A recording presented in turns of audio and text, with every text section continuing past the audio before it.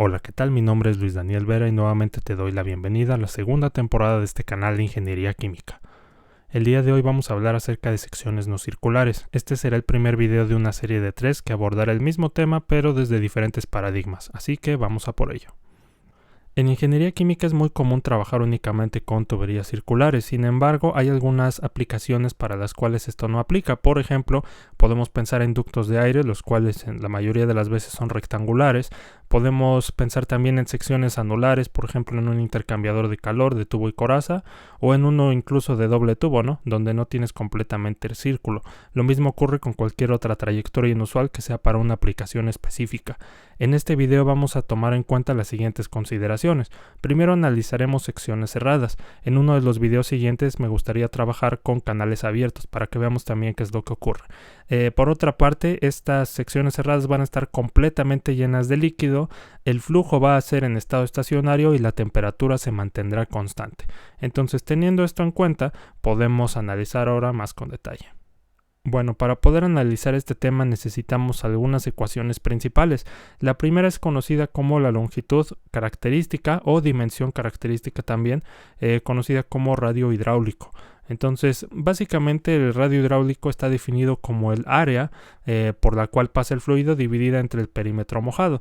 Entonces vamos a poner un ejemplo para tener más claro el contexto. En este caso tengo 4 tubos de 1,5 pulgadas, cédula 40, y pues obviamente están dentro, ¿no?, de un tubo más grande, que en este caso es de 8 pulgadas, diámetro nominal, igual de cédula 40.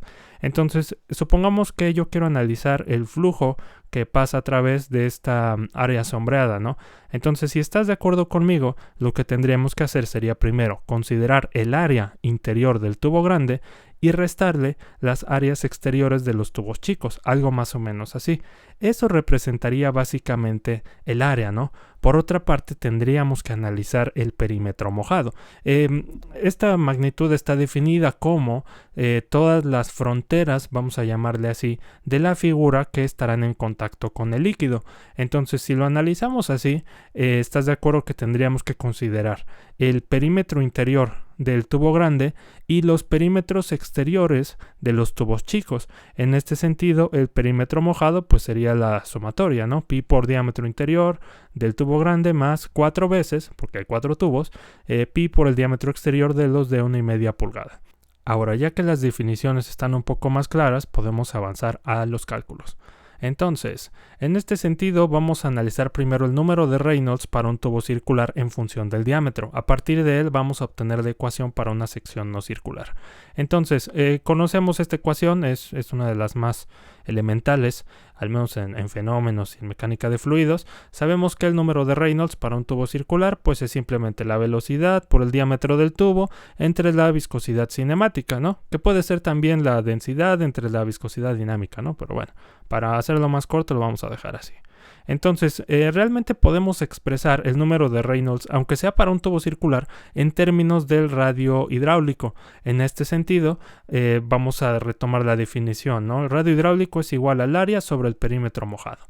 En este sentido, ¿cómo calculo el área de un tubo circular? Bueno, pues es pi por diámetro al cuadrado sobre 4. Y lo mismo ocurre con el perímetro mojado, que es pi por diámetro. En este caso no hay obstáculos, ¿no?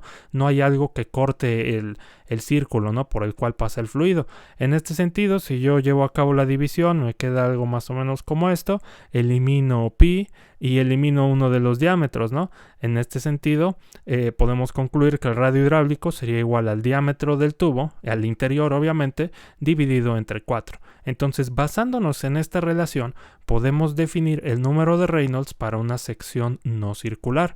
En este sentido, lo que vamos a hacer ahora es decir, bueno, ya vimos que el radio hidráulico es igual al diámetro interior entre 4, ¿no? Haciendo esta analogía podremos decir que el diámetro sería igual a 4 veces el radio hidráulico. Entonces, en vez de utilizar el diámetro interior del tubo, que es el que se se utiliza para una sección circular, vamos a utilizar 4 veces el radio hidráulico. En este sentido tenemos ya una ecuación para el número de Reynolds que está definida para una sección no circular, porque como puedes ver, ahora se va a utilizar el radio hidráulico. Ya no necesito un diámetro completo, ¿no?, de círculo del tubo, ¿no? En este sentido, ya lo puedo hacer para un cuadrado, para un rectángulo, para cualquier otra geometría, siempre y cuando tengamos en cuenta la definición. Radio hidráulico es igual al área dividida entre el perímetro mojado. Entonces, ya que hemos visto las ecuaciones básicas, llega el momento de preguntarnos, ¿no?, desde el primer paradigma, que es el de la mecánica de fluidos. Ok, tengo el número de Reynolds y ahora ¿qué hago, no? Bueno, con ese número de Reynolds, dependiendo de lo que estés haciendo, puedes obtener un factor de fricción. Si estás utilizando la ecuación de Darcy, por ejemplo, puedes sacar las pérdidas, el famoso HL, de la ecuación de la energía también, y consecuentemente una caída de presión. En este sentido, como estamos analizando temperaturas constantes, esto es lo que podríamos hacer desde flujo de fluidos. En los siguientes videos te mostraré qué se puede hacer en transferencia de calor y qué se puede hacer con canales abiertos. Entonces, bueno, ya que hemos analizado lo siguiente, vamos a ver un enunciado de trabajo. En este sentido, pues vamos a ver, ¿no? Dice, determina el número de Reynolds y el factor de fricción para la corriente que pasa por la región sombreada, que si te das cuenta es la misma que analizamos al inicio. Entonces, dice, el fluido de trabajo es agua, 80 grados Fahrenheit, y el flujo volumétrico es de 0.0111 pies cúbicos por segundo, ¿no? Tenemos lo mismo, cuatro tubos de 1,5 pulgadas, cédula 40, y un tubo de diámetro nominal, 8 pulgadas, cédula 40, ¿no? Cabe mencionar que el problema es de mi autoría y ahora sí, vamos a ver cómo lo resolvemos. Bueno, primero, ¿qué me están pidiendo? Evidentemente un número de Reynolds no circular y un factor de fricción. Entonces, ¿qué ecuaciones o datos conocemos? Primero que nada, la definición que aplica tanto para secciones circulares como no circulares. Flujo volumétrico igual a velocidad por área, ¿no?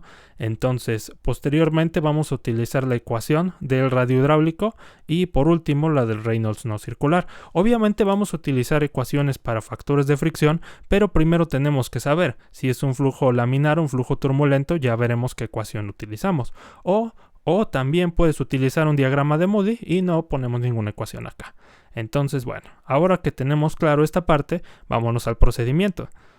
Bueno, lo primero que tenemos que hacer es obtener las dimensiones de las tuberías de acero. En este sentido, sabes que las puedes encontrar en cualquier libro de mecánica de fluidos para cédula 40, cédula 80, incluso para otros materiales, ¿no? Entonces, bueno, lo primero que obtendremos será el área de flujo del tubo grande de 8 pulgadas y su diámetro interior. Posteriormente obtendremos el diámetro exterior del de 1,5 pulgada, también el área exterior porque nos va a servir para el radio hidráulico, y también la viscosidad cinemática del agua a las condiciones que nos dieron, ¿no? 80 grados Fahrenheit. Por otra parte, ya que tengamos eso, pues podemos obtener el área total de la región sombreada, el perímetro mojado, radio hidráulico y la velocidad de la de Q igual a velocidad por área, ¿no? Por último, calcularemos el número de Reynolds y dependiendo del tipo de flujo, el factor de fricción. Así que vamos a por ello. Entonces, lo primero es ir a las tablas. Como decíamos, para cédula 40 tenemos lo siguiente: diámetro nominal de 8 pulgadas, encontramos que el diámetro interior es de 0.6651 pies y tenemos un área interior de 0.3472 pies cuadrados. Acuérdate que en estas tablas esa área de flujo ya viene calculada, entonces nada más obtuve el dato de allá, ¿no? Y para el caso de el diámetro nominal de 1,5 pulgadas, obtenemos un diámetro exterior de 0.1583 pies. Y en este caso el área sí la tuve que calcular, pero el área exterior.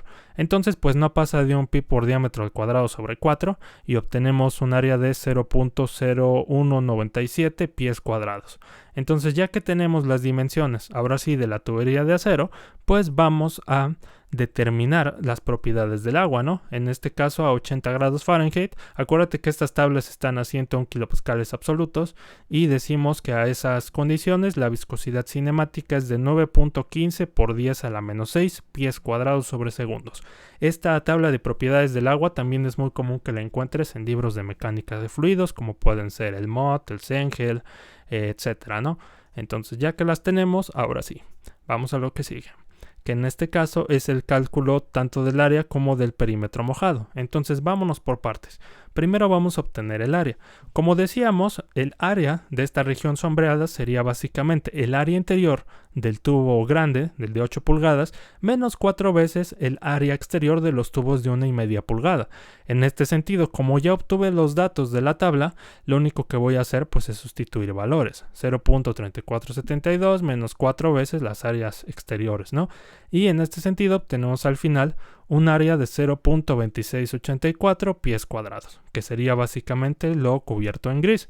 Entonces, ya que tenemos el área, vamos por el perímetro mojado. Entonces, para ello, vamos a hacer otra vez la suma, ¿no? Decir, ok, necesito pi por diámetro interior del tubo grande y 4 veces pi por el diámetro exterior de los tubos de 1,5. Recordemos que el perímetro mojado implica todas las fronteras por donde va a estar en contacto, ¿no? Las superficies de los tubos y el líquido. Entonces, haciendo la suma, obtenemos al final un perímetro mojado de 4.0783 pies. Entonces, ya que tenemos el área y el perímetro mojado, podemos proseguir a calcular el radio hidráulico, ¿no? Esta longitud característica o dimensión característica. Entonces, para el radio hidráulico tenemos lo siguiente, ¿no? Primero la definición, área sobre perímetro mojado, sustituimos los valores y esto nos tiene que quedar en pies. Recordemos que estamos hablando de una longitud o dimensión característica. Entonces, llevando a cabo las operaciones, obtenemos un radio hidráulico de 0.0658 pies y este es el que vamos a utilizar para el número de Reynolds. Pero si te das cuenta, todavía nos falta la velocidad, así que vamos a calcularla. Entonces, para ello, pues ya tenemos el área total que sacamos de la sección no circular. Lo único que vamos a hacer es dividir el flujo volumétrico que ya te había dado al inicio entre el área que calculamos. Entonces, acuérdate que velocidad tiene que estar en pies sobre segundo. Entonces eliminamos pies cuadrados abajo y nos queda pies arriba, ¿no? Por lo tanto, tenemos 0.04135 pies sobre segundo, que es el valor de mi velocidad. Y ahora sí, con todo esto ya podemos calcular el número de Reynolds para la sección no circular, porque pues ya es una función del radio hidráulico, ya no del diámetro. Entonces vamos a por ello, ¿no? Para rematarla. En este sentido, sabemos que el Reynolds es igual a la velocidad por 4 veces el radio hidráulico sobre la viscosidad cinemática que obtuvimos de la tabla.